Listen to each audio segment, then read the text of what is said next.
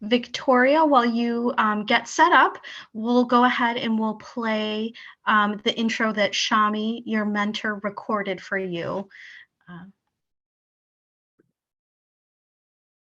Hi everyone, my name is Shami A, and I had the wonderful opportunity to mentor Victoria in this season. Victoria, I have been so impressed with her from the day we started our mentoring. She's a true self-starter with amazing skills to find solutions to any problems that come her way. She's organized and disciplined and very sure of what she wants. I actually landed up learning a lot from her and the work that she did. Her project was around research and building models on predicting cardiovascular disease and underrepresentation of women in this research. So I now present Victoria to share her findings on this very interesting topic. Take it. Sorry, I didn't mean to. I thought she was done with that. Yeah. She was saying, take it away. So take it away, Victoria. I'm sorry, I did not mean to cut short. I thought she was done. Okay, thank you. So my name is Victoria Harding Bradley. I'm a 9th grader in Menlo School. Next slide, please. And before I get into my actual project, I'd like to introduce you to my mentor, Shami, who you met on video. Shami's very experienced at being a mentor, being a board member and a mentor at Magic since 2016. In her professional life, she's a vice president at Global Client Delivery and Business Agility at NISA, and she's also an enterprise coach, leading organization transformation. But on the personal level that I got to know her, she loves to cook, and she has a passion for music, which has recently manifested in the hobby of karaokeing to 90s songs. And she's also very proud of her children, and we talked about her children very often, specifically her oldest daughter, who is studying medicine at Stanford.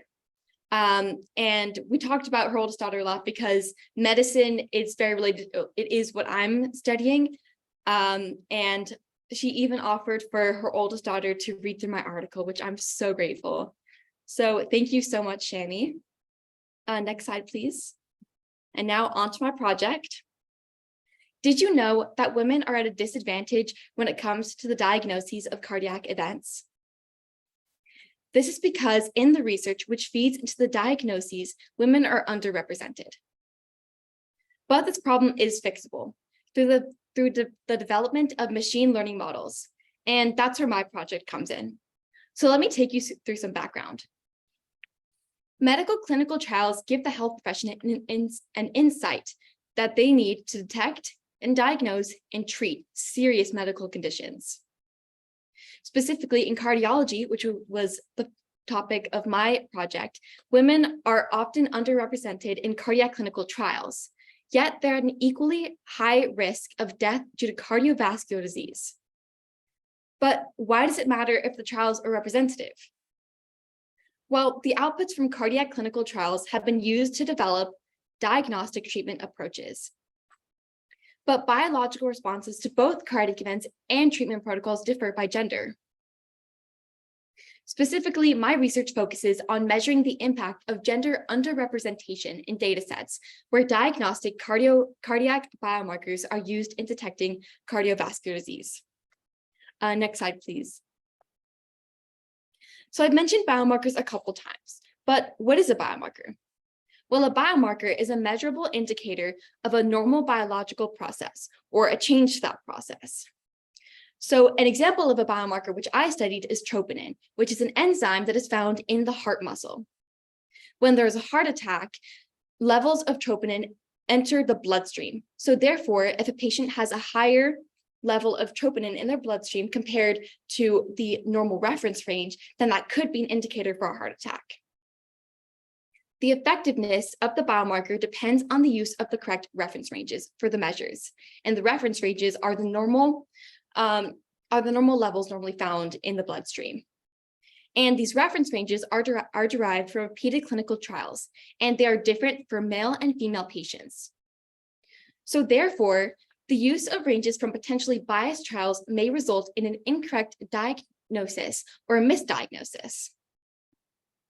And given the predominance of older male participants in the trials, there's a risk that myocardial infarction, which is a heart attack, and cardiovascular disease might not be correctly estimated in females, amongst other demographic categories such as age and race. There is evidence of underdiagnoses and later diagnoses in medical research, as women are slower to recognize a heart event, and in some cases, the biomarker reference ranges that are available to the medical profession are not tuned enough to support early diagnosis, especially in less typical cases. Next slide, please.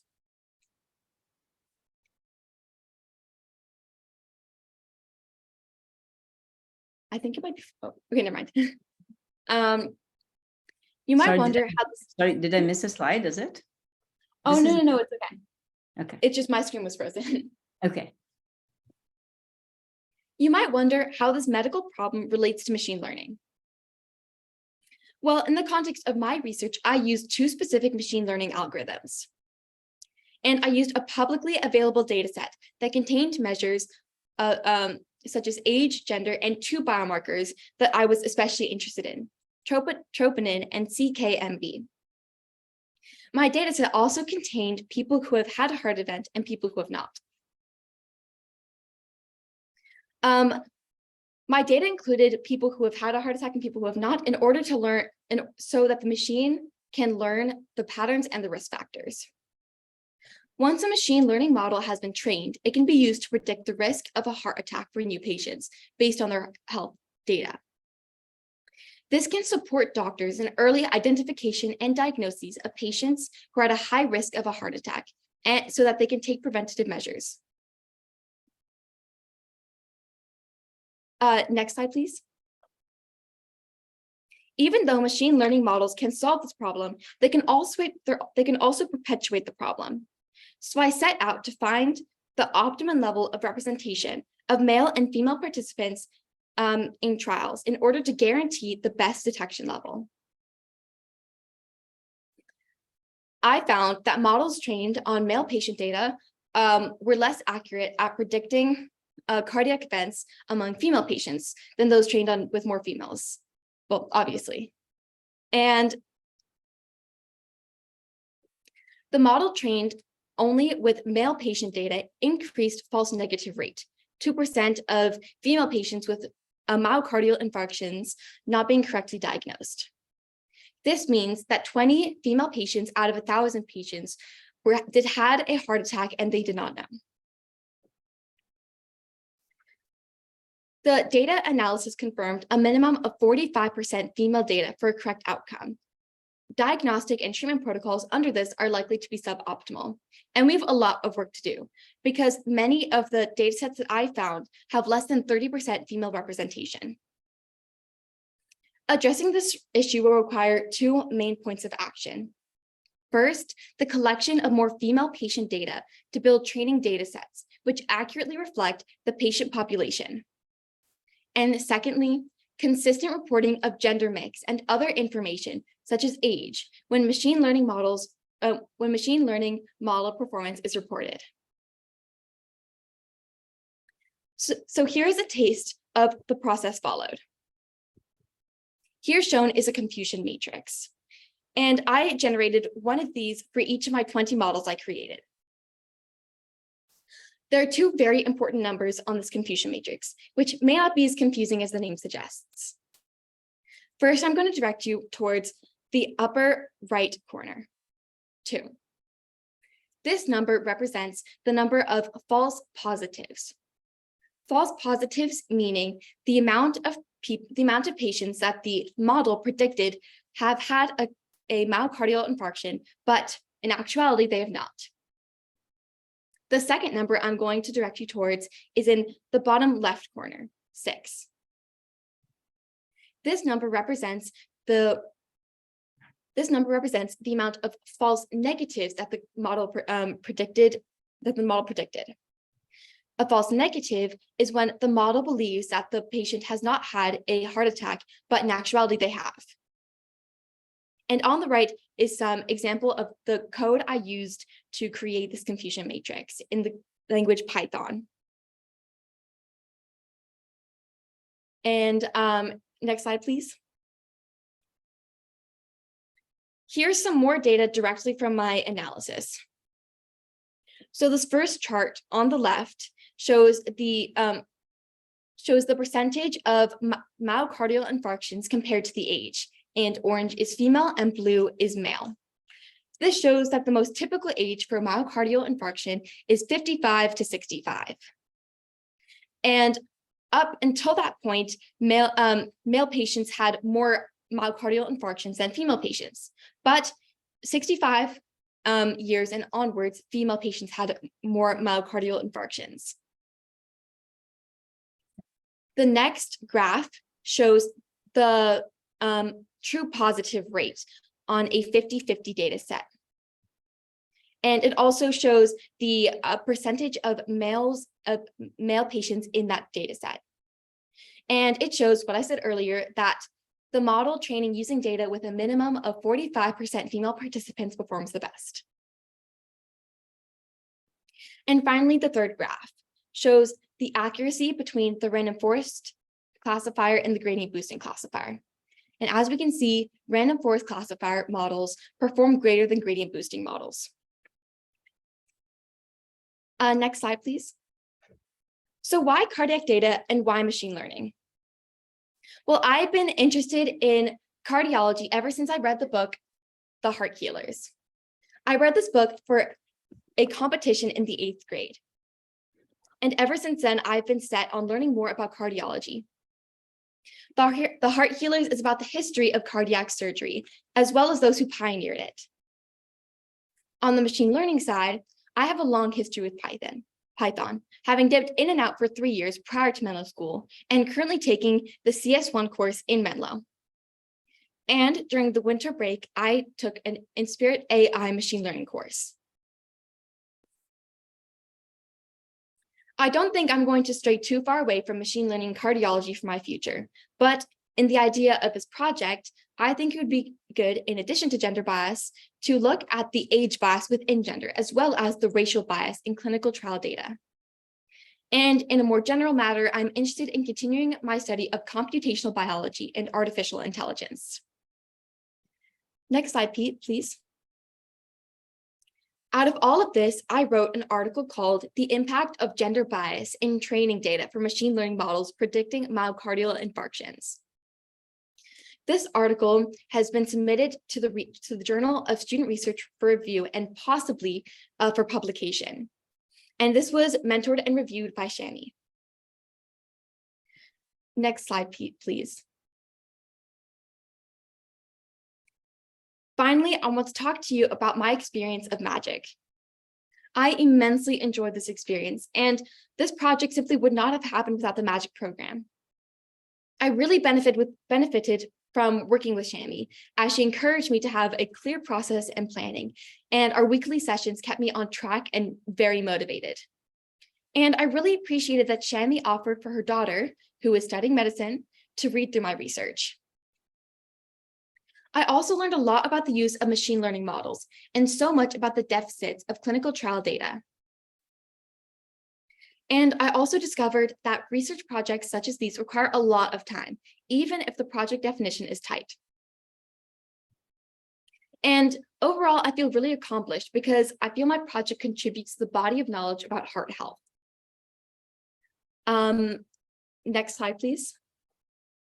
Thank you so much for listening to my presentation, and I really enjoyed talking to you all about it. And are there any questions? I just have to say, phenomenal work. All three of you have just, off the charts, all three of you. This is such important work and so close to, something that MAGIC stands for, how women are represented. So thank you so much for picking this topic as well. Congratulations to both you and Shami. Thank you so much. I have a question. I'm in the room, so I'll come and join you. So you mentioned that it's best to have at least 45% of the data being, or the training data being from females. Why is it currently at less than 30%? Where are the limitations for collecting data or running data through programs for women? Yeah, so historically, women have been considered less important to collect medical data from. And we've seen this in a completely other way. So for example, in the study of autism, women are more likely to be diagnosed at around the age of 16 or 17, whereas men or children who have autism are diagnosed by the age of 6. So historically, this has been such a big issue. And also, we haven't really known up until this point that there's been a difference in the biomarkers between male and female patients. So we haven't really focused on collecting it by gender, but this has really harmed the diagnosis rate for women, and well, simply women aren't getting diagnosed as much as men.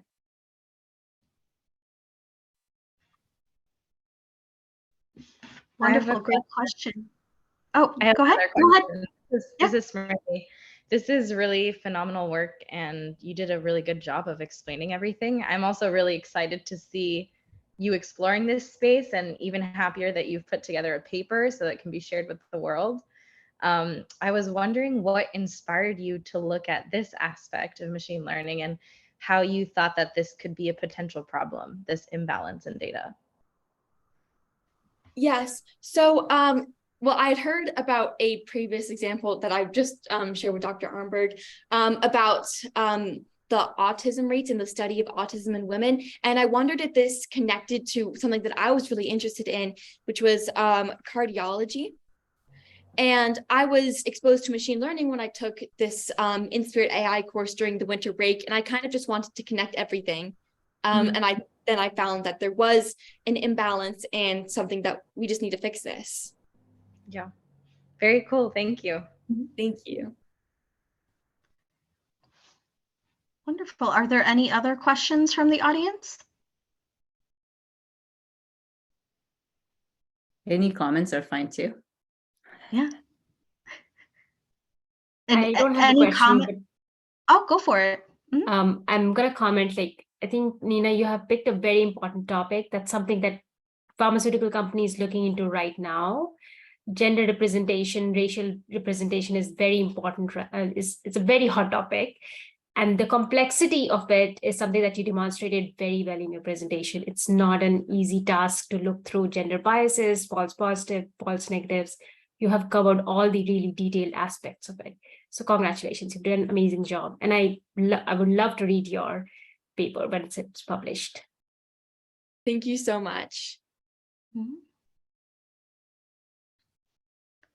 Right, wonderful. Are there any other questions, comments? And if you have comments in general for all three of the presentations that you'd like to share, now would be a wonderful time to do so from the audience. If I may, Katie, I'm Victoria's mum. And so I've seen the program from just listening to her have her session with Shami on a Friday afternoon, and then listening to the other two students and the amazing work that has been done with these mentees. Just think it's a spectacular program. Wonderful to encourage young women to explore all of these areas and to give them the space and the role models through these mentees. So, you know, congratulations to everyone. It's an incredible program, and long may it last, and well done to the students. Thank you.